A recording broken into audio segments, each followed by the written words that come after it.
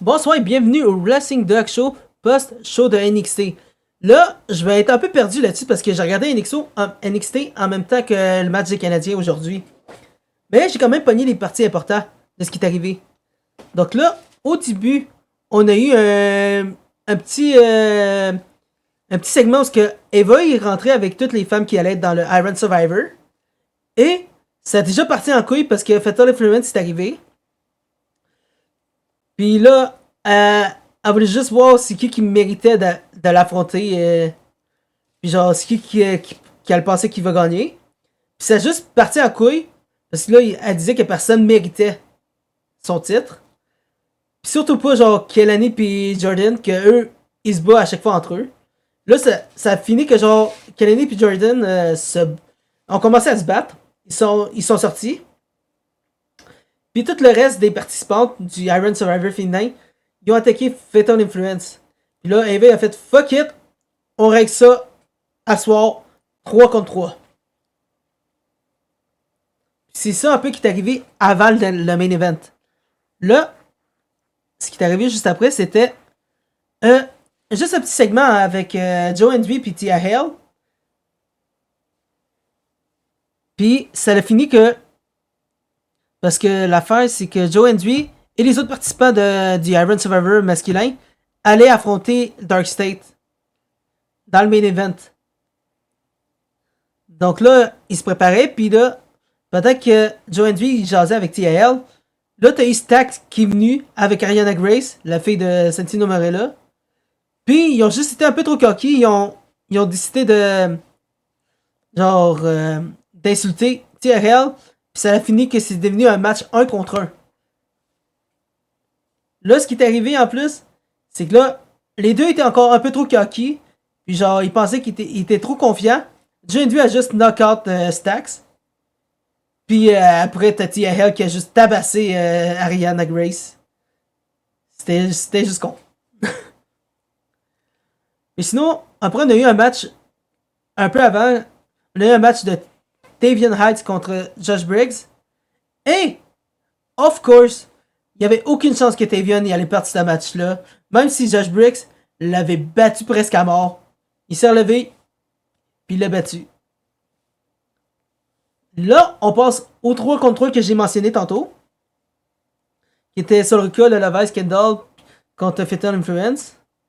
Et il y a tellement eu d'interventions. Puis genre, de shit qui est arrivé. Ça a fini que Kendall Gray avait battu. Que le team de Kendall Gray, Solrica, le Levice, a battu Fatal Influence. Vraiment, c'était un peu mix, mais vraiment, c'était nice comme match.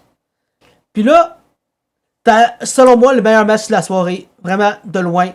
Enfin, je m'attendais aucunement à ce que ça soit aussi bon. C'était OTM, Out the Mud, contre Chase U. Parce que, encore une fois, Chase U, il a cherché OTM, puis ils ont décidé de les affronter à nouveau. Dude, le dernier match qu'ils avaient ensemble, ça avait duré 2 minutes. Même pas 3. Parce que je pouvais mettre le match au complet sur TikTok. Donc, ce qui est arrivé, c'est que là, ils se sont lâchés l'os. Vraiment, Chase U, ils ont rien laissé de côté. Ils ont donné tout pour gagner ce match-là. Puis vraiment, j'ai cru qu'ils allaient gagner. Pouf. Genre, ils se sont fait knock-out à l'extérieur. Puis, ils ont juste perdu encore une autre fois.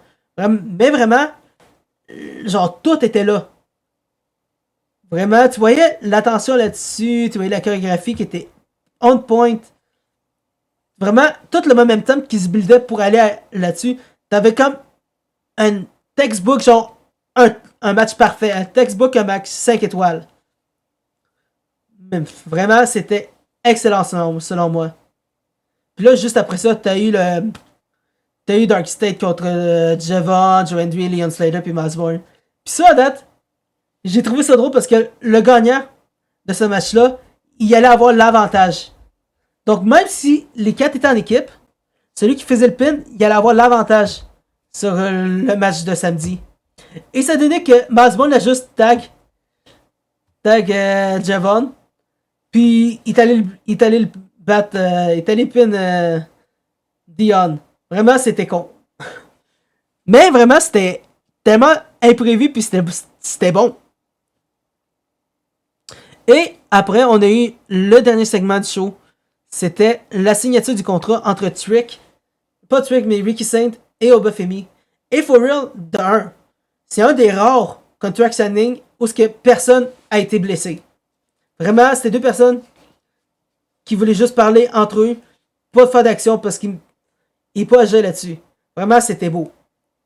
Puis, on a eu la surprise que ce match-là va être l'opener pour la PLA de samedi, qui est Deadline. Genre, j'ai oublié tout le nom du podcast, le nom de la PLA. Mais for real, ça va être un aussi beau match. Un aussi belle PLA. Vraiment, avec tout ce qu'on vient de voir, ça va. Je te dis, il faut pas manquer les Iron Survivor. Mais ça, là, c'était court à soir, parce qu'il y avait vraiment peu de choses à expliquer, mais vraiment, les matchs étaient longs, puis ça valait la peine. Mais sur ça, vraiment, je te dis, n'hésitez pas à suivre les réseaux sociaux en dessous ici, X, Insta, YouTube, TikTok, Twitch, vraiment, même le Discord dans le lien de la description de la vidéo. Vraiment, vous rentrez là, vous interagissez avec nous, puis on jase de lutte tout le long. À part de ça, passez une bonne soirée, on se repogne vendredi pour SmackDown. A plus!